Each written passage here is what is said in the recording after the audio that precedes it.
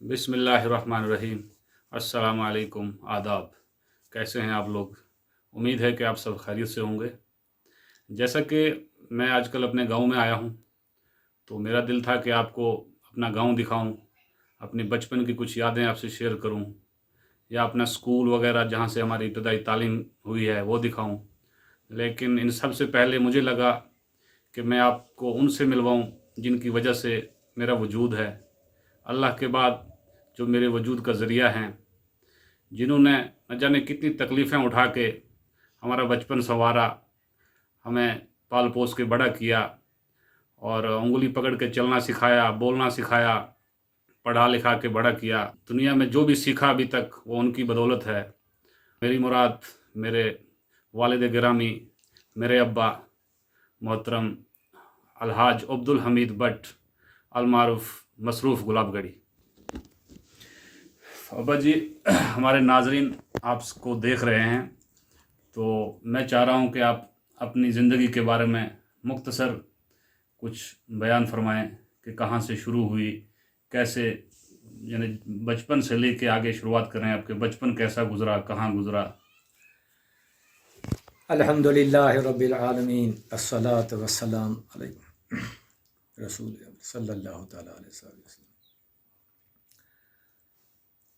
फला फूला रहे या रब ये चमन मेरी उम्मीदों का, फला फूला रहे या रब ये चमन मेरी उम्मीदों का, कि जिगर का खून दे दे के बूटे हमने पाले हैं।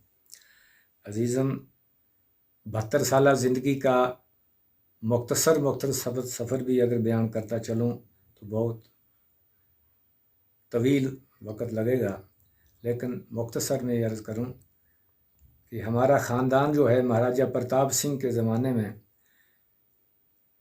ज़िला डोडा के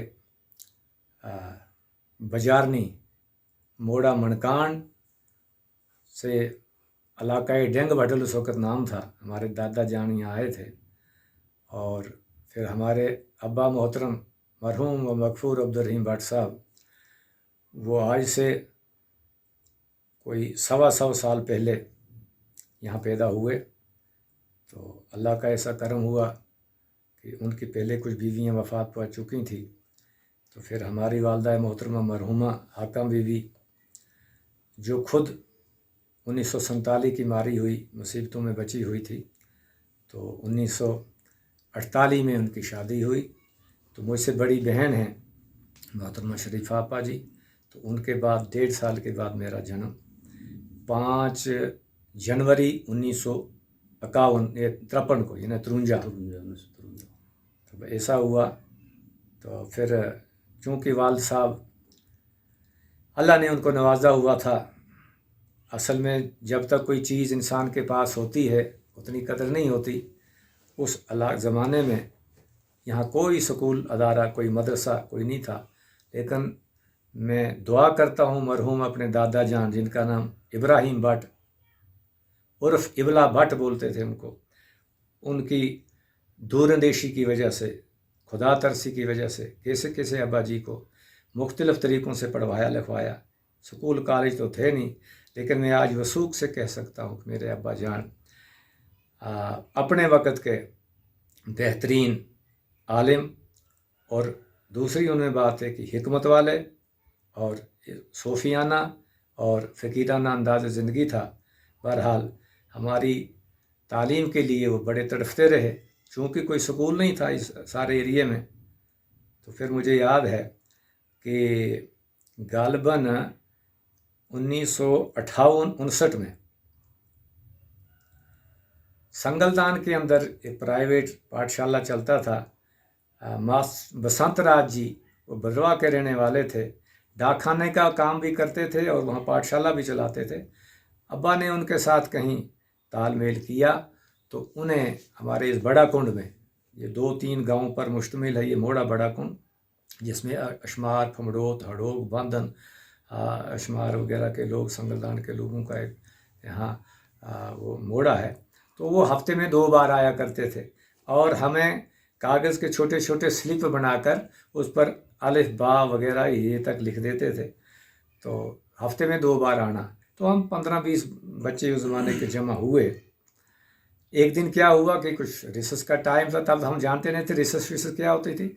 वो घास के खीड़े से बना के चकले बोलते थे उनको, भिन्ने, वो बना कर ले जाते थे, कभी एक जगह कभी दूसरी जगह, कभी कोई आना। अचानक एक दिन वो खेलते खेलते चंद साथियों की लड़ाई हो गई, बच्चों की, एक दूसरे के कपड़े फाड़े।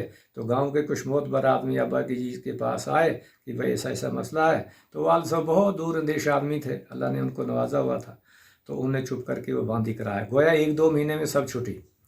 तो नतीजा ये निकला कि 3 साल तक हम दर बदर हो गए, और तब तक मेरी उम्र जो है वो लगभग 9 साल के पास पहुंची। तो फिर क्या हुआ, अब्बा जी लगे रहे, चलने फिरने वाले आदमी थे। तो बख्शी गुलाम मोहम्मद का दौर था,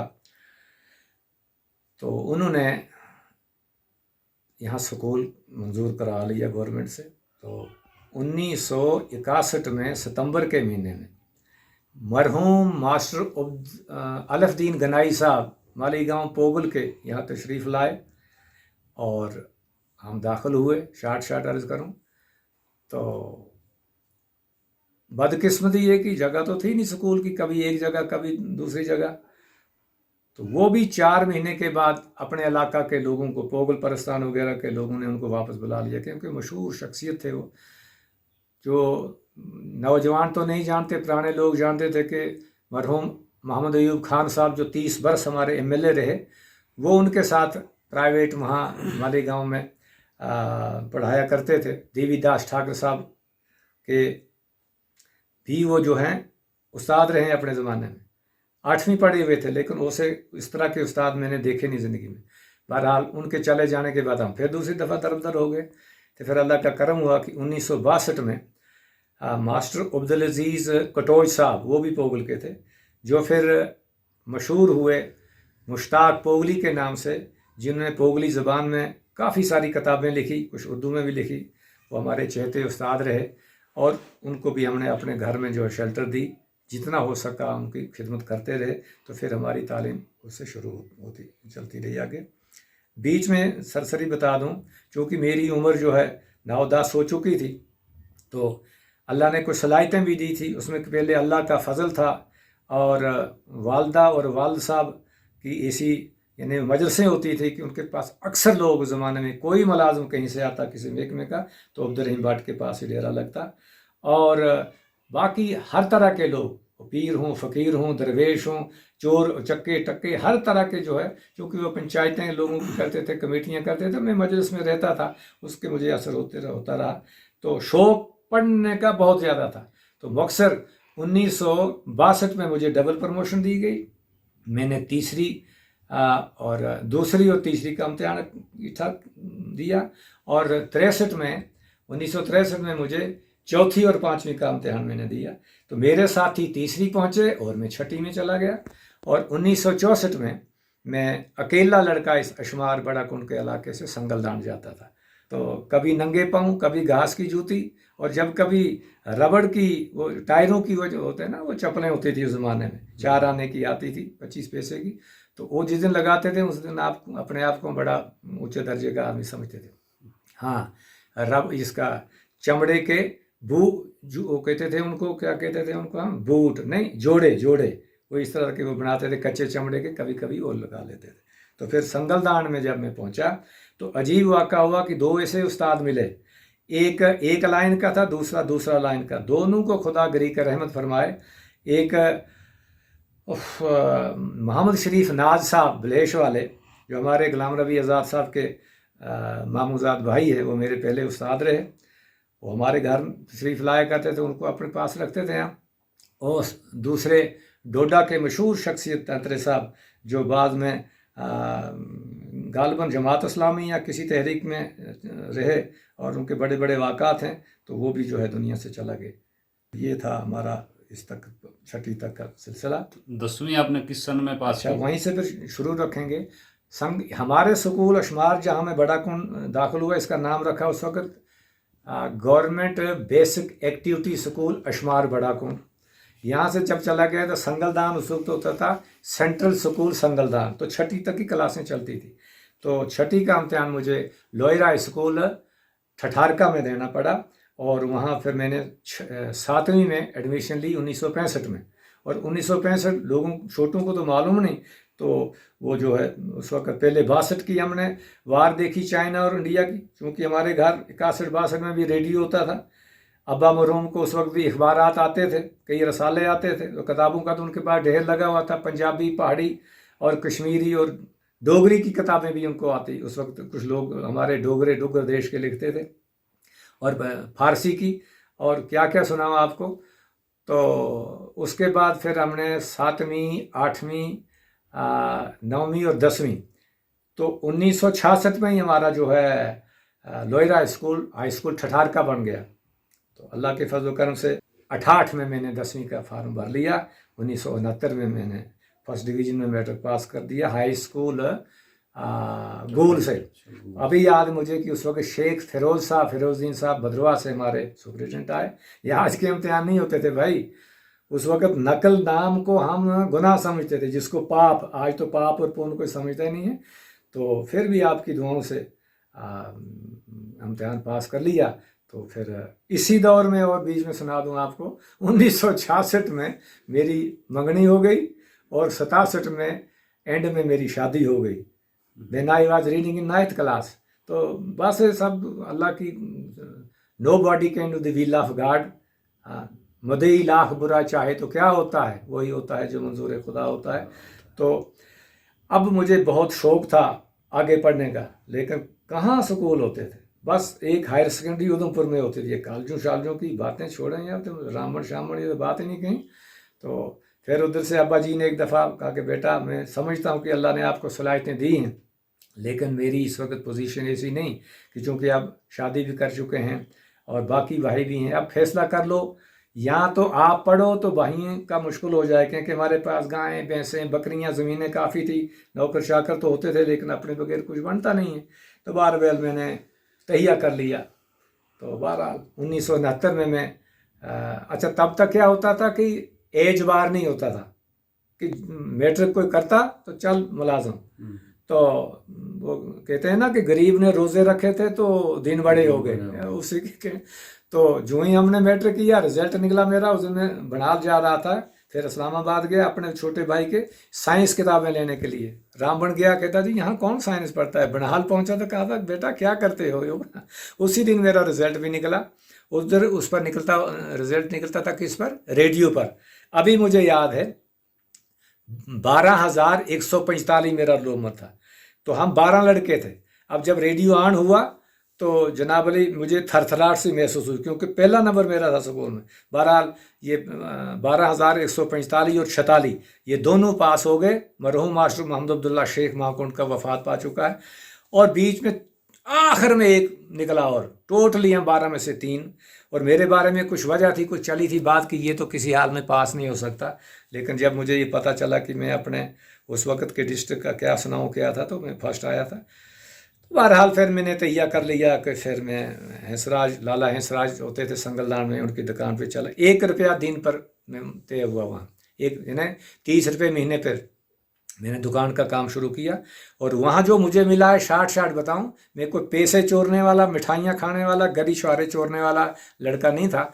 एक तरफ से समझता था कि मैं शादीशुदा हूँ, दूसरी तरफ हमेशा अल्लाह के बाद मुझे अपने बाप की इज़्ज़त की बड़ा वो फिक्र होती थी कि कहीं मेरे अब्बा पर कोई दाग न लगे। तो मुझे याद है मैंने 14 आने की वो तंबी बनाई, पजामा 1.5 मीटर वो था, मलेशिया कपड़ा होता था, उसका वो चौड़ाई ज़्यादा थी। तो 14 आने का मीटर खरीदा, उसे तंबी मेरी बन गई। यानी इतना कफात शार था, मक्खी चूस नहीं था, कफात शार था, फजूल खर्ची से बचता था। तो 3 साल मुझे उन 2-3 दुकानदारों के पास रहना पड़ा। उससे क्या हुआ कि मैंने डोगरी सीखी। वो डोगरी जो कणक मंडी के हमारे पुराने लोग लिखते थे, आज नहीं पता क्या हाल है। और फिर हिंदी भी मैंने वहाँ सीखी, हिंदी जो, और फिर आपकी दुआओं से 12वीं तक बच्चों को पढ़ाता रहा। I was first Mohammad in this area जो हिंदी पढ़ाता था। अच्छा, तो फिर उसके बाद काफ़ी हालात चढ़ाव आते रहे। अल्हम्दुलिल्लाह फिर 1971 में मैं टीचर बन गया। उससे पहले बीच में मैं पुलिस में मेरी सिलेक्शन हुई, पटवारी के लिए मुझे बहुत कोशिश की गई, और फॉरेस्टर अपने इसमें फॉरेस्ट डिपार्टमेंट में। फिर आखिर एक मेरा आर्डर हुआ information department as a junior assistant, वो मुझे केनाल रोड जम्मू मेरी अपॉइंटमेंट हुई, लेकिन मैं पता नहीं क्या मसला था भाई कि मैं इन चीज़ों से बिल्कुल अच्छा, 1971 में आपकी जॉब लग गई। जी अल्हम्दुलिल्लाह 1972 में 71 में। तो फर्स्ट पोस्टिंग कहाँ रही? जामलान के साथ एक गांव है सुहाबपुर, ये मोहर के पीछे है।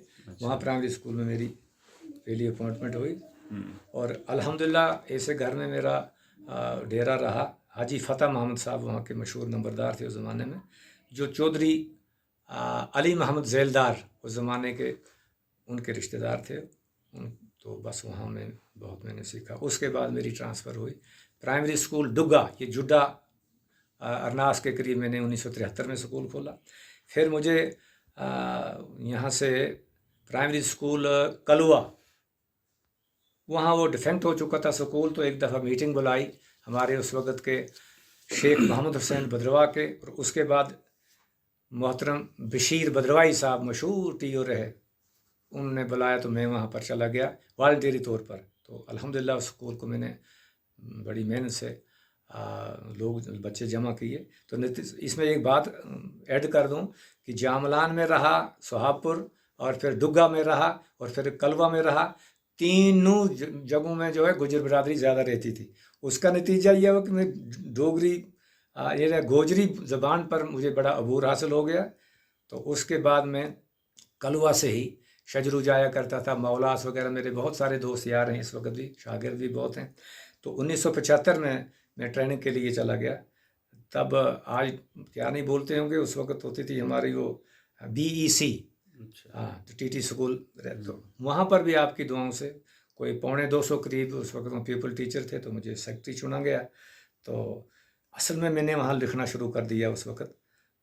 तो फिर वहाँ एक डिबेटें होती थी, एक डिबेट हमें महकमा इतलात की तरफ से दी गई, उसमें था is the teacher responsible for the indiscipline of children, कि मौजूदा दौर में बच्चों की ज़ब्त शिकनी का ज़िम्मेदार उस्ताद है। बहरहाल ये महीना भर हम, और मैंने किताबें बहुत पढ़ी, वहाँ के जो प्रिंसिपल थे और कुछ हेडमास्टर थे, मैं एक्टिविटीज़ में हिस्सा लेता था। तो किताबें पढ़ने से वहाँ मैंने फर्स्ट स्टैंड किया उसमें, जब हमारा वो हुआ। तो रेडियो से पहली दफ़ा मैंने अपना नाम सुना, लेकिन उस वक्त गुलाबगढ़ी नहीं लिखते थे, अब्दुल हमीद मसरूफ़ मुझे लिखा करते थे।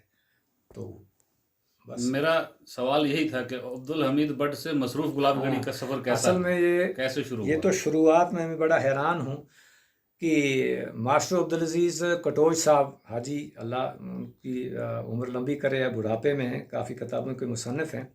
तो उन्होंने मेरे नाम के साथ मसरूफ़ लिख दिया था। तो दरअसल में खामोश बैठना मेरी तबीयत में था ही नहीं, था भी घर का बड़ा, लगा रहता था काम काज में, कुछ ना कुछ करना। तो उन्होंने मसरूफ़ लिख दिया। फिर 1965 और 66 में मास्टर अली मोहम्मद कसब साहब, जो सीनियर लेक्चरर रिटायर हुए हैं, डोरू शाहबाद के हैं, आज भी उनसे बात हुई, तो उन्होंने मेरे साथ जो है वो एक बोर्ड बना दिए, छोटा सा, लिखते थे बड़े, तो कुछ पेंट शेंट करके तो अब्दुल हमीद मसरूफ़ लिख दिया। अब ये मसरूफ़ियत ऐसी बढ़ते रही। मैंने फिर बाद में एक शेर लिखा था कि मसरूफ़ की मसरूफ़ियत का अब ये आलम हो गया है, था अधूरा जो दायरा अफ़कार व गम में सालम हो गया है। तो फिर मैं रेडियो स्टेशन को वालों को चिट्ठियाँ लिखता था, शोभा डोगरी और शोभा गोजरी शुरू हो गया था। तो मैंने वो 71-72 से उनको चिट्ठियाँ लिखता रहता था। जम्मू से प्रोग्राम आते थे कुछ मिनटों के। तो आखिर में रियासी से ही एक दफ़ा मैंने उनको चिट्ठी लिखी कि मुझे गाने का शौक़ है, तो लिहाजा मुझे मौका दिया जाए। तो फिर वो चिट्ठी आई उनकी, मैं अभी रियासी में था। तो फिर मैं जब गया तो वो लंबी चौड़ी बात है। बहरहाल रात को जब मुझे खत मिला तो मैंने सोचा अब क्या गाऊंगा, मेरी आवाज़ ये टेस्ट करेंगे वहाँ। चौधरी मुंशी खान साहब, अल्लाह ने उनको, अब रिटायर हो गए, हज भी किया, मशहूर शख्सियत रही हो रेडियो कश्मीर जम्मू से, शोभी गोजरा के मास्टर जी के नाम से मशहूर हुए। तो उनकी मुझे अभी भी वो याद है, कुछ रिश्वत खोरांगे ना कुछ गल। तो नतीजा ये हुआ कि जब मैं वहाँ पहुँचा तो मैंने गोजरी में एक गाना लिखा हुआ था, मामा नूरा गया मांझिया वे ठंड डो टोकांगो पानी में साना उफरा मोड़। तो बहरहाल ये शुरुआत मेरी DDU से हुई और रिकॉर्डिंग बहुत साल चलता रहा। फिर चौधरी हमारे, तब अभी नाम भूल जाता हूँ ना, ये निकलता था गुज्जर देश अपने यहाँ से, गुज्जर नगर से, तो उसमें मेरा कलाम छपता रहा। फिर जब ये रेडियो से मेरी बातें होती रहीं तो 1978 में गालबन ये जो एकेडमी है Jammu Kashmir art cultural languages, तो शोभा गोजरी इसमें खुला, तो मुझे उन्होंने बुला लिया श्रीनगर। तो मेरे फिर वहाँ मुलाकात हुई। वहाँ मरहूम चौधरी नसीम पुंशी साहब, उन्होंने मेरे नाम के साथ जो है अखेरा मसरूफ़ तो है तो गुलाबगढ़ भी, गुलाबगढ़ी नाल उन्होंने फिर मुझे लिखा मसरूफ़ गुलाबगढ़ी। तो फिर शिराजा निकलता था, उसमें मेरा कलाम छपता रहा। तो इसी तरह फिर टीवी मेरे प्रोग्राम हुए, तो 20 बरस रेडियो में मेरे प्रोग्राम होते रहे। बस इस तरह सिलसिला चलता रहा। फिर कभी कठुआ में, कभी डोडा में, कभी उधमपुर में। फिर जहाँ जहाँ गुज्जर हॉस्टल बने तो मुझे ज़्यादातर लोगों ने मुझे फिर गोजरी शायर की हैसियत से सुनना और देखना शुरू किया, जबकि मैं डोगरी और पंजाबी भी लिखता रहा। तो पंजाबी भी मैंने लिखा। तो अल्हम्दुलिल्लाह इसी तरह अब्दुल हमीद से फिर मसरूफ़ से मसरूफ़ गुलाबगढ़ी। तो